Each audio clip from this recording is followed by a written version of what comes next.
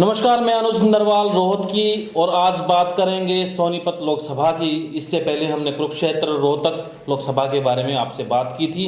हमारे साथ अविनाश सैनी जी हैं। जी अविनाश भाई, जिस तरीके से रोहतक लोकसभा होती थी उसके बाद 77 में शायद सोनीपत बनी और उसके बाद हम आज चर्चा करेंगे कि वहाँ की तासीर किस तरीके की है, सोनीपत जो लोकसभा है उसकी। देखो अनुज, 1977 में सोनीपत लोकसभा बनी और उसके बनने के बाद से अब तक अगर हम बात करें तो 1996 में जाके पहला नॉन जाट एमपी वहाँ से बने। अरविंद शर्मा वहाँ से बने थे, निर्दलीय उम्मीदवार के तौर पे खड़े हुए थे। उससे पहले जाट बहुल एक तरह से इसको कह सकते हैं हम सोनीपत लोकसभा को, लेकिन बाद में रमेश कौशिक 2 बार बन चुके हैं। लेकिन ये जो शुरुआत की थी नॉन जाट के यहाँ से जीतने की 1996 में अरविंद शर्मा ने की। सोनीपत लोकसभा में सोनीपत और जींद 2 जिलों की जो विधानसभाएं हैं वो शामिल हैं। सोनीपत की है सोनीपत, गोहाना, बड़ौदा, गन्नौर, राई, खरखोदा, ये 6 विधानसभा आती हैं। और जींद जिले की जींद, जुलाना और सफीदों 3 विधानसभाएं आती हैं। बड़ौदा जी हाँ जी।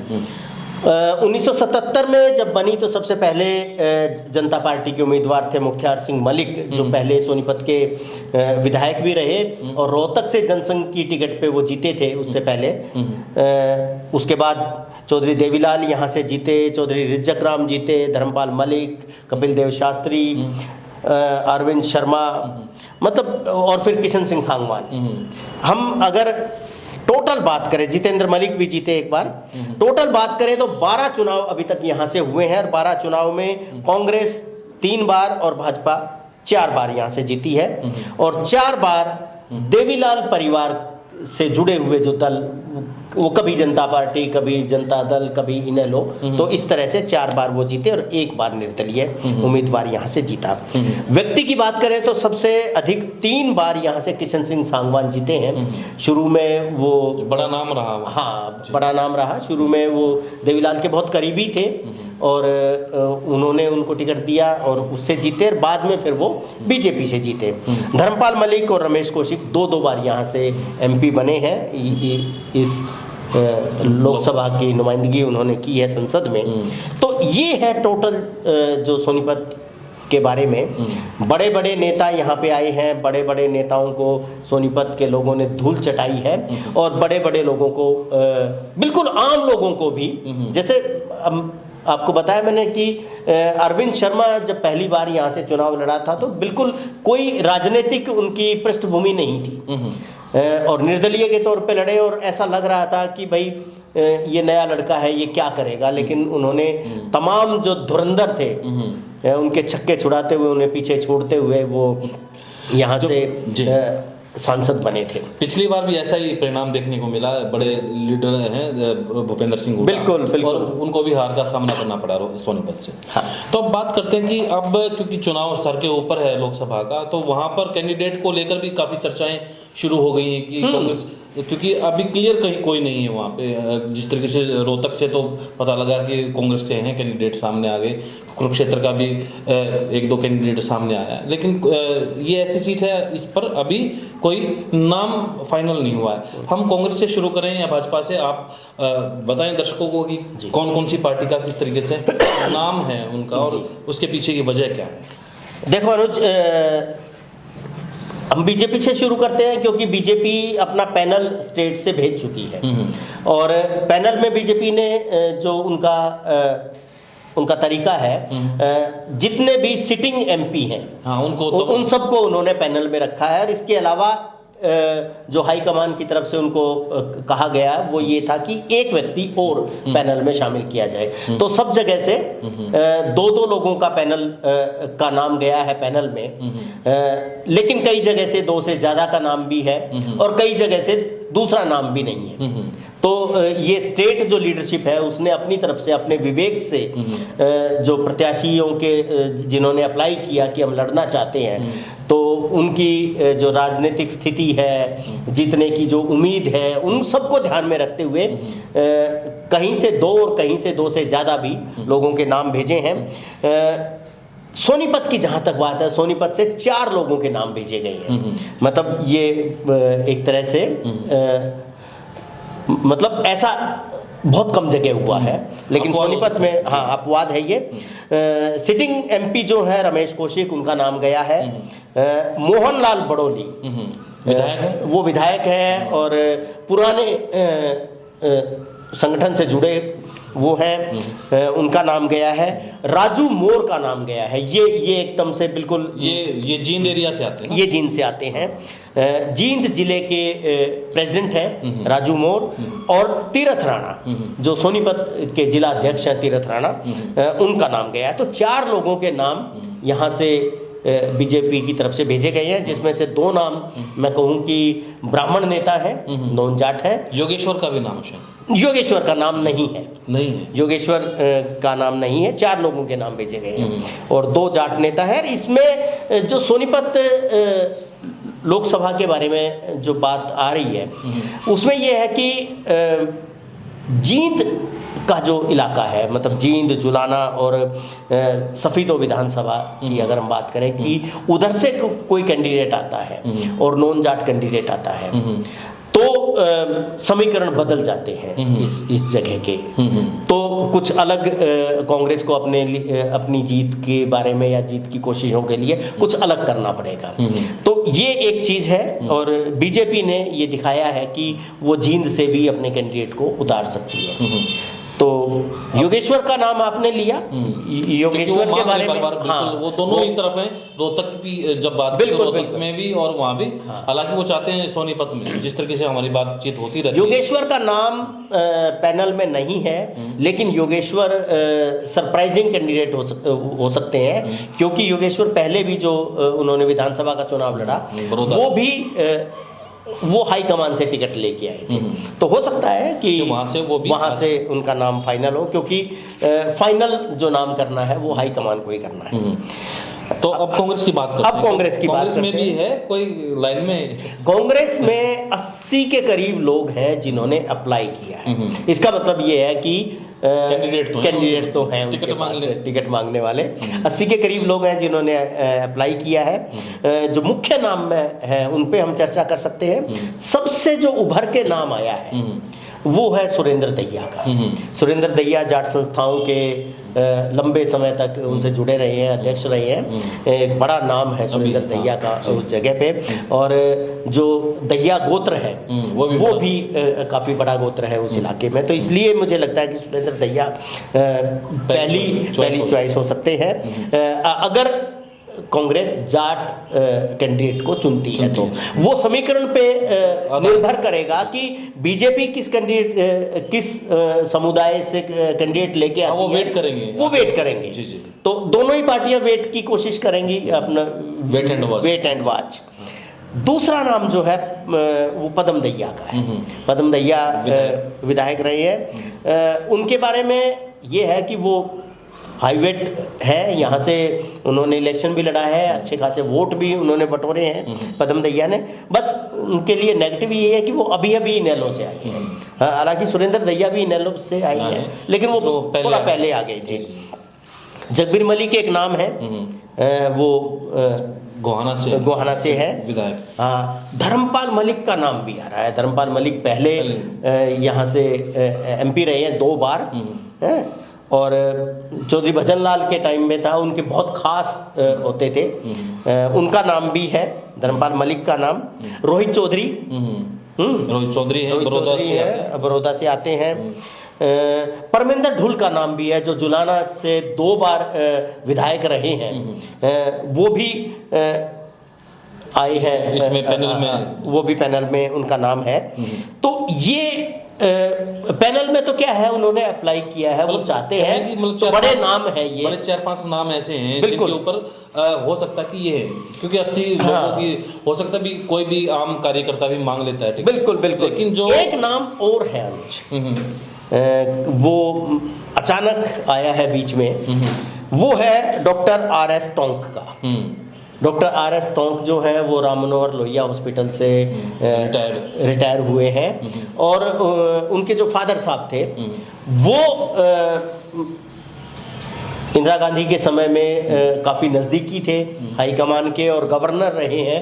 तो एक लीगेसी है, गांधी परिवार के साथ एक रिलेशन है, और पढ़े लिखे हैं, डॉक्टर हैं, बाहर से आए हैं, तो एक शायद बैकवर्ड क्लास से आते हैं। बिल्कुल बिल्कुल। और वो भी फायदा हो सकता है अगर नॉन जाट में जाती है तो एक बैकवर्ड के लिए भी वहाँ पर देकर वो वहाँ पर सोनीपत सीट पे खेला कर सकती है कांग्रेस। बिल्कुल। अगर नॉन जाट में जाती है तो एक दो नाम और भी हैं, जी जी। जैसे हरिओम कौशिक हैं, उन्होंने भी टिकट की इच्छा जाहिर की है, काफ़ी समय से जुड़े रहे हालांकि हैं, वो दूसरे खेमे से हैं, तो लेकिन कांग्रेस है तो अप्लाई तो सब करेंगे। एक नाम बहुत पहले से हम वो चर्चा में रहे हैं, वो हुड्डा साहब के भी काफ़ी नज़दीकी हैं, हाई कमान के भी काफ़ी नज़दीकी हैं, वो हैं प्रभुसु ब्रह्मचारी। तो प्रभुसु ब्रह्मचारी जो है उनके लिए एक तो जयराम आश्रम जो है बहुत बड़ा वो आश्रम है, धार्मिक गद्दी है, तो उसके वो प्रमुख हैं। तो एक तो वो उनका औरा बनता है, बड़ा औरा बनता है, और दूसरा ये है कि उनकी नज़दीकियां हैं।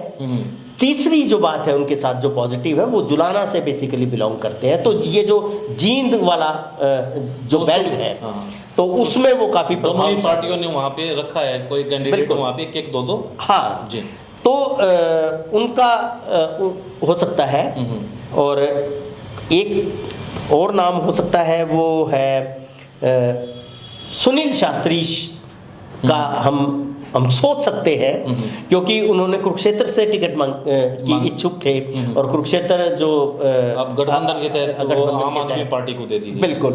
तो अब कांग्रेस सोच सकती है, करनाल भी ट्राई कर सकते हैं। करनाल में भी ऐसा रहा ना, भारी कैंडिडेट को जिता देते हैं, भारी कैंडिडेट को जिता देते हैं करनाल में भी, और यहाँ से भी एक बड़ा नाम है सुनील शास्त्री भी जोड़ सकते हैं। तो बिल्कुल, तो ये नाम है।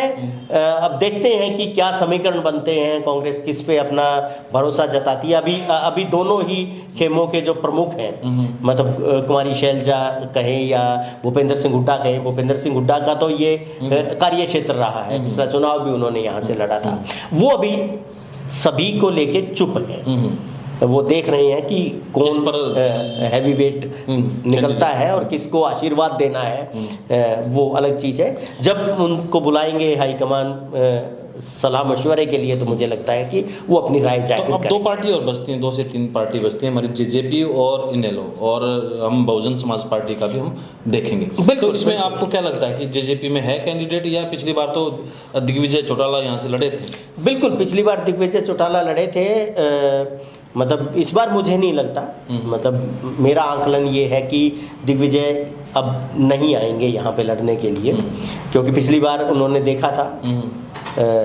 तो दूसरा नाम जो बड़ा नाम है जेजेपी का, वो है डॉक्टर केसी बांगड़ का। तो केसी बांगड़ अगर यहाँ से लड़ते हैं तो ये एक बड़ा, अच्छा पिछली बार भी था उनका नाम, तो हाँ, बीमार हो गए थे वो, बीमार हो गए थे, बीमार ना हो जाएंगे। नहीं, अच्छा राज सिंह दहिया है जेजेपी के, वो भी लाइन में है। अमरजीत ढांडा जुलाना के जो विधायक हैं वो हैं, एक कृष्ण राठी का नाम आ रहा है। तो ये लोग हैं जेजेपी में। अब जेजेपी और बीजेपी की तो बात यहाँ पे अटकती है कि गठबंधन होगा नहीं होगा, किसके खाते में सोनीपत लोकसभा सीट जाएगी, तो ये देखना पड़ेगा, और उसके बाद ही पत्ते खोलेंगी दोनों पार्टियां। बिल्कुल, तो क्या बनता है। अब इनेलो की बात करते हैं, इनेलो में कोई ऐसा नाम मुझे तो नज़र नहीं आ रहा कि वहाँ पर लोकसभा में है कोई नाम, तो आपको लगता है तो बताइए कोई है। देखिए 2014 तक इनेलो यहाँ पे बहुत ही प्रभावशाली भूमिका में थी और चौधरी देवीलाल मैंने बताया यहाँ से जीते हैं और जनता पार्टी और लोकदल के उम्मीदवार यहाँ से लगातार जीतते रहे हैं, कपिल देव शास्त्री भी यहाँ से जीते हैं। लेकिन 2014 में आखिरी जो यहाँ से बड़े हैवीवेट उम्मीदवार थे, पद्म दहिया जो अभी कांग्रेस में है, टिकट मांग रहे हैं, उन्होंने 2,64,000 वोट यहाँ से हासिल किए थे। हालांकि वो जीत नहीं पाए थे, तीसरे नंबर पर रहे थे। पिछली बार इनेलो ने कैंडिडेट उतारा था, जेजेपी और इनेलो अलग अलग होने के बाद, तो सुरेंद्र छिकारा को टिकट दी गई थी, 9,000 के करीब वोट उनको मिल पाए थे। तो अभी भी मुझे लगता है कि कोई ऐसा चर्चित चेहरा इनेलो का यहाँ दिखाई नहीं देता है। एक बालकृष्ण शर्मा है, उनका नाम आ रहा है बीच में चर्चाओं में, सुरेंद्र छिकारा दोबारा हो सकते हैं, या फिर मतलब ये हो सकता है कि चौटाला परिवार से भी कोई आ सकता है। तो ये अभी देखने वाली बात है कि क्या बनता है।